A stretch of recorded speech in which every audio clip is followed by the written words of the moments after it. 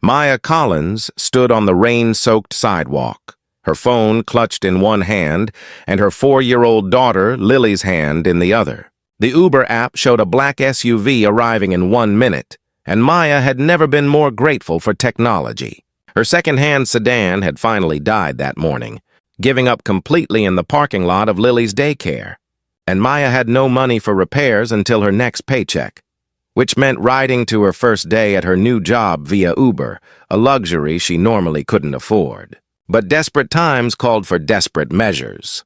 This job at Sterling Enterprises was her chance to finally get ahead, to stop living paycheck to paycheck, to give Lily something better than thrift store clothes and worrying about rent. Maya had dressed carefully that morning in her best outfit, a beige dress and gray cardigan that she'd bought on clearance 3 years ago. She'd pulled her light brown hair back in a neat ponytail and even put on the small pearl earrings her mother had given her before she died. She wanted to make a good impression on her first day as an administrative assistant. Lily clutched her teddy bear, Mr. Snuggles, looking small and tired. She'd been up half the night with a cough, and Maya had debated calling in sick on her literal first day. But she couldn't. Not when she'd already used her last job's sick days taking care of Lily during her ear infections. Not when this job paid $3 more an hour than her last one. Not when they desperately needed the money. A sleek black SUV pulled up, and Maya quickly checked the license plate against her app. It matched. She opened the back door, helping Lily inside before sliding in herself, her worn backpack clutched on her lap. "Thank you so much for picking us up," Maya said breathlessly to the driver. "I'm so sorry we have a child." "I know some drivers don't like that. And we're going to Sterling Enterprises downtown, the main building. I have an interview. No, wait, not an interview. I got the job. It's my first day. Sorry, I'm rambling. I'm just nervous." The driver looked at her in the rearview mirror. He was younger than she expected, maybe mid-30s, with dark hair and striking features. He wore a sharp suit that seemed too expensive for an Uber driver, but what did Maya know? Maybe he had another job.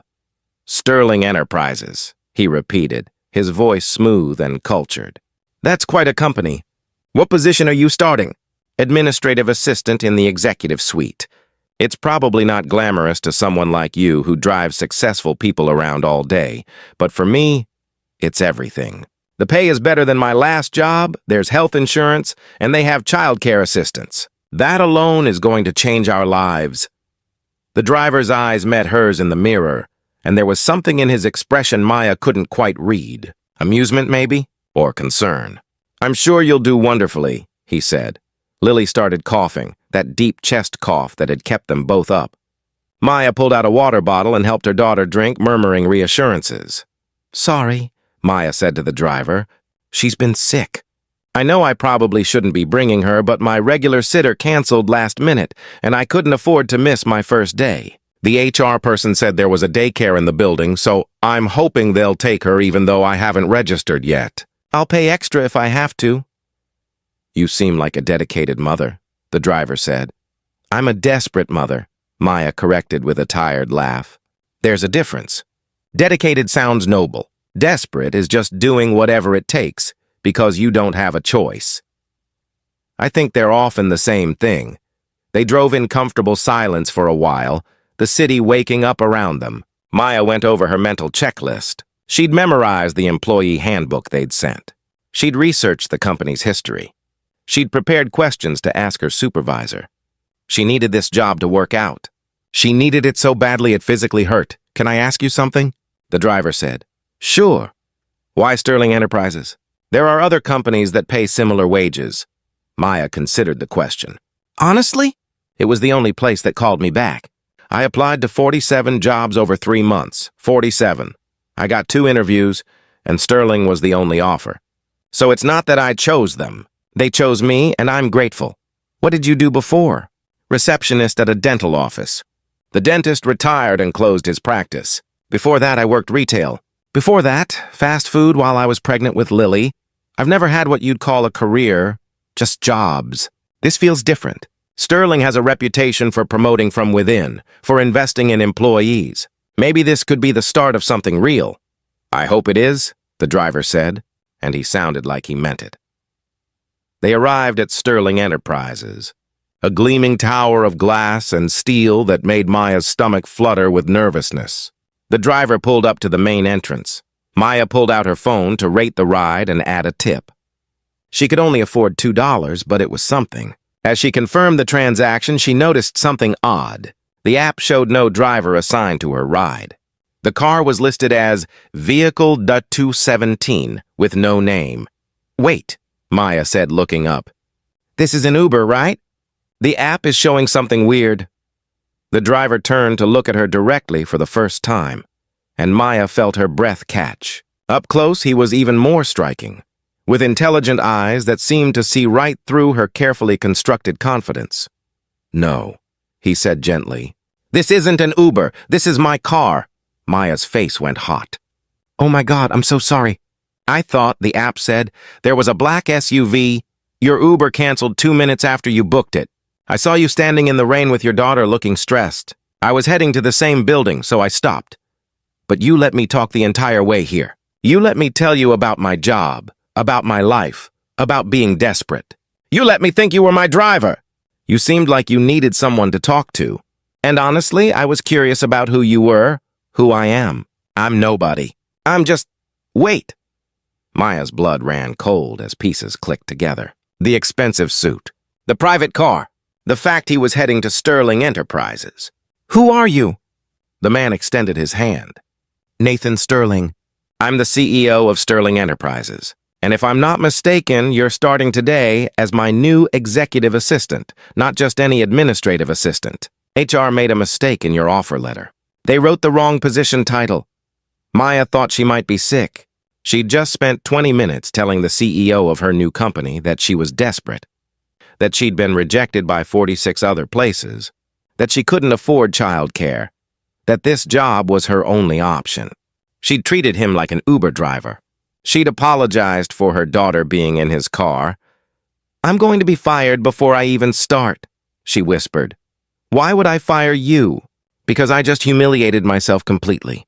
Because I mistook you for a driver. Because I overshared everything. Because I brought my sick daughter on my first day." Nathan glanced at Lily, who was watching them with big, curious eyes, clutching Mr. Snuggles. "Come with me, both of you." He got out and opened the door for them, and Maya had no choice but to follow, her cheeks burning. Nathan led them through a private entrance, past security who nodded respectfully, and up a private elevator. "The company daycare is on the 3rd floor," Nathan explained as they rose. "It's excellent, and enrollment is included in your benefits package. We'll get Lily registered this morning. They have a nurse on staff who can check her cough." "Mr. Sterling, I can't." "You can, and you will. As my executive assistant, you'll be working long hours. I need you focused, not worried about your daughter. This is in my interest as much as yours." They dropped Lily at the daycare, where cheerful staff members immediately made her comfortable with toys and juice. Lily barely waved goodbye, already distracted by a play kitchen that was nicer than their real one. Nathan then led Maya to the executive floor. His office was impressive, all windows and modern furniture. But what caught Maya's attention was the smaller office connected to it. "This is yours," Nathan said. "You'll coordinate my schedule, handle confidential correspondence, prepare briefings, and basically keep my professional life from descending into chaos. The previous assistant retired after 20 years, so you have big shoes to fill. But after our conversation in the car, I think you're exactly what I need." Maya stared at him. "How can you possibly think that? I literally mistook you for an Uber driver. And in doing so, you were more honest with me in 20 minutes than most people are in 20 years. You told me about struggling to make ends meet, about being rejected by dozens of companies, about doing whatever it takes for your daughter. Do you know what that showed me?" Maya shook her head. "Resilience, resourcefulness, determination, and honesty. Most people in your position would have pretended everything was fine, that they were thrilled to be here, that this job was a choice rather than a necessity. You told me the truth. That matters to me. But I was so unprofessional. You were human. There's a difference." Nathan pulled out his phone and showed her the same ride-sharing app Maya had used. "I was testing a new feature my company is developing, a corporate ride-share integration for employee use. The app glitched and canceled your ride but didn't notify you. When I saw you standing there, I realized it was our software's fault you were stranded. I couldn't leave you there. So you just picked up a random stranger? I picked up someone who needed help. And then I heard you talk about your daughter, about your determination to succeed despite obstacles, about your gratitude for an opportunity that 46 other companies passed on. Maya, I've been running this company for 8 years. In that time, I've learned that skills can be taught. But character, integrity, the ability to keep going when things are hard, those can't be taught. You have them. That's why you're here. Maya felt tears burning behind her eyes. I can't cry on my first day. That's definitely not professional. Probably not. But it's human, and I'll allow it. She laughed despite herself, wiping her eyes. You're nothing like I expected a CEO to be. Good. I'd hate to be predictable. Over the next few months, Maya proved Nathan right. She was organized, intuitive, and fiercely dedicated. She anticipated his needs before he articulated them, streamlined processes that had been inefficient for years, and brought a warmth to the executive floor that had been missing. But more than that, she and Nathan developed a friendship. He told her about inheriting the company from his father, about the pressure to maintain a legacy, about how lonely it was at the top. She told him about Lily's father leaving when she was pregnant, about rebuilding from nothing, about dreams she'd set aside but hadn't forgotten. I wanted to be a teacher, Maya admitted one late evening when they were both still at the office.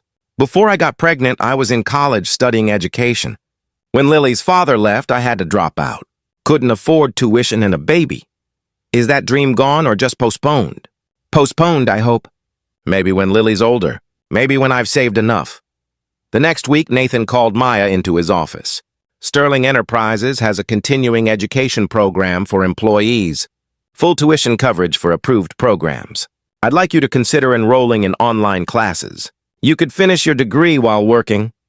Maya stared at the paperwork he'd pushed across the desk. This is too much. It's an investment in a valuable employee. Purely selfish on my part. The more educated and fulfilled you are, the better you do your job. Nathan, you've already done so much. The daycare, the health insurance, the fair wage. You can't keep giving me things. I'm not giving you anything. I'm providing opportunities. What you do with them is entirely up to you. Maya enrolled in classes. It was hard, juggling work and motherhood and homework. But Nathan was flexible, adjusting her hours when she had exams, understanding when she was exhausted. Lily thrived in the company daycare, her health improving with consistent care and good nutrition. A year after Maya's first day, Nathan called her into his office with a serious expression. I need to tell you something, he said. I haven't been entirely honest with you. Maya's heart sank. Here it came. The other shoe dropping. Okay. That day I picked you up, it wasn't completely coincidence. HR had sent me your file the night before. I'd read your resume, seen your background. When I saw you standing in the rain with Lily, I knew who you were. I wanted to see who you really were, without the pressure of a first-day interview. So I let you think I was your driver. Maya processed this. You lied to me? I omitted the truth. And I'm sorry. But Maya, I don't regret it. That conversation told me everything I needed to know about your character. You've proven every day since that my instinct was right. Why are you telling me this now? Because I'm promoting you to Director of Operations. It's a significant role, a significant raise, and I need you to accept it knowing the full truth. I won't have you thinking your success is based on anything other than your merit. Maya looked at this man who'd given her a chance when no one else would, who'd seen past her desperation to her potential, who'd become not just her boss but her friend. I should be angry that you lied, she said slowly, but I'm not. Because you're right. If I'd known who you were that day, I would have been performing. I would have been pretending to be whoever I thought you wanted me to be. Instead, I was just myself. Messy, desperate, honest. And somehow that was enough. It was more than enough. It was exactly right. Maya accepted the promotion. 3 years later, she finished her degree. Nathan offered her a position heading up Sterling's new educational outreach program, developing partnerships with schools and creating opportunities for underprivileged students. This is what I wanted to do, Maya said, looking at the program proposal. Teaching but bigger. Changing systems instead of just one classroom. I know. That's why I created the position. They married the following year, not because Nathan was rich or because Maya was grateful, but because somewhere between that rainy morning and now, they'd fallen in love with each other's true selves. The CEO and the single mom who'd mistaken him for an Uber driver. At their wedding, Nathan told the story of their first meeting. About Maya's brutal honesty, about Lily clutching Mr. Snuggles, about how sometimes the wrong ride turns out to be exactly the right one. I could have told her who I was, Nathan said. Could have enjoyed watching her panic. Instead, I listened. And in listening, I found not just an exceptional employee, but my best friend, my partner, and the love of my life, Maya added. I thought I was getting into a stranger's car because I was desperate and exhausted. Instead, I was getting into the car that would drive me toward everything I'd been looking for. Home, family, purpose. Sometimes the wrong turn leads us exactly where we need to go. Years later, when Lily graduated from college, she gave a speech about her mother's journey, about starting from nothing and building everything, about the CEO who'd seen potential where others saw only desperation. My mom taught me that being vulnerable isn't weakness, Lily said. That asking for help isn't failure. That sometimes our mistakes and misunderstandings lead us to our biggest blessings. She got in the wrong car. She found the right life. And she taught me that there's no shame in starting over, no shame in struggling, no shame in being exactly who you are. The wrong ride. The right person. The perfect beginning. If this story reminded you that authenticity matters more than perfection, please like, share, and subscribe. Comment about a time a mistake led you somewhere unexpected. Sometimes our most embarrassing moments become our origin stories. Sometimes admitting we need help is what leads us home.